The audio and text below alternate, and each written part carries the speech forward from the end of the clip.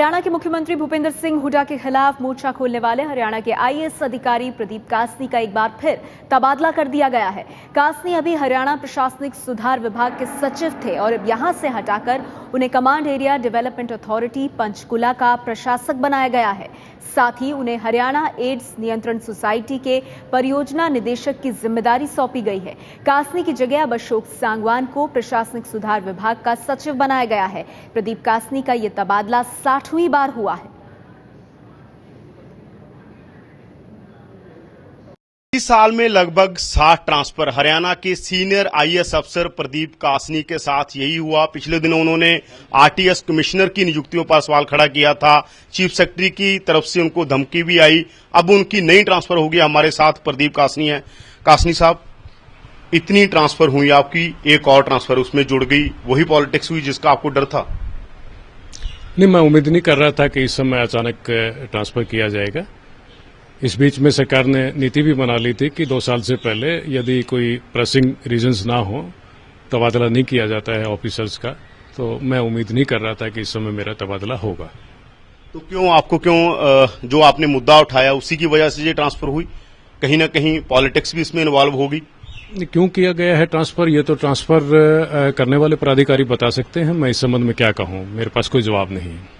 नहीं, आपको दुख हुआ? क्योंकि लगातार जब भी आप इशू उठाते रहे आपकी ट्रांसफर होती रही। पहले अशोक खेमका की भी हरियाणा में ऐसे ही हुआ, अब आपकी उसी तरह से ट्रांसफर हो रही है। बार बार के ट्रांसफर दुखी भी करते हैं, परेशान भी करते हैं।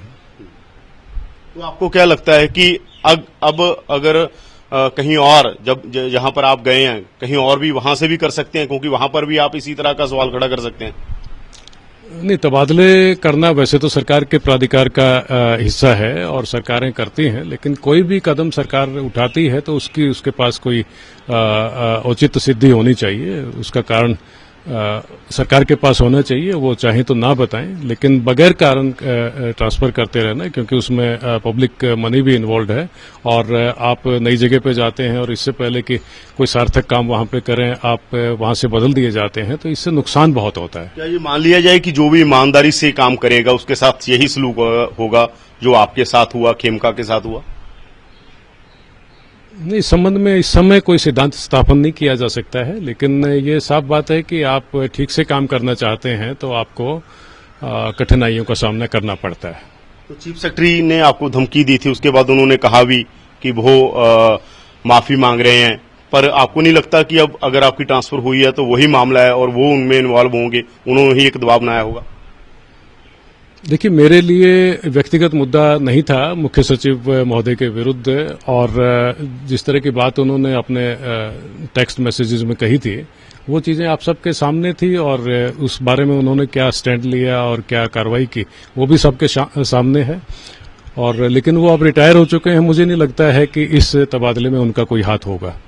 तो नियुक्तियों को लेकर आपने सवाल खड़ा किया था, उसके बाद बीजेपी भी गवर्नर के पास गई, तो आपको अभी भी लगता है कि वो नियुक्तियां गलत हैं, जो प्रोसीजर था वो फॉलो नहीं हुआ था?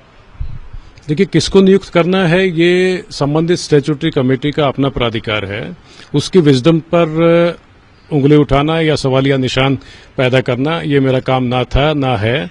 मैं केवल उस समय भी यही कह रहा था कि नियुक्ति पत्र जारी नहीं किए गए हैं। नियुक्ति पत्र जारी करने के लिए कुछ न्यूनतम चीजें आवश्यक हैं, तो वो करवा दी जाएं ताकि इनको नियुक्ति पत्र जारी किए जा सके। मैं केवल जो सरकार का काम था नियुक्तियां करने का, तो उसको फैसिलिटेट कर रहा था, और उसमें जो प्रोसीजरल बारीकियां हैं उसकी जो अनदेखी की जा रही थी उसके बारे में मैंने सवाल उठाया था। आईएएस अधिकारी प्रदीप कासनी ने हरियाणा में सूचना आयुक्तों और राइट टू सर्विस कमीशन में आयुक्तों की नियुक्ति पर सवाल उठाए थे। चर्चा है कि नियुक्तियों पर ऐतराज जताने की वजह से कासनी का तबादला हुआ है। कासनी ने आयुक्तों की नियुक्ति को गैर कानूनी बताते हुए ऐतराज जताया था।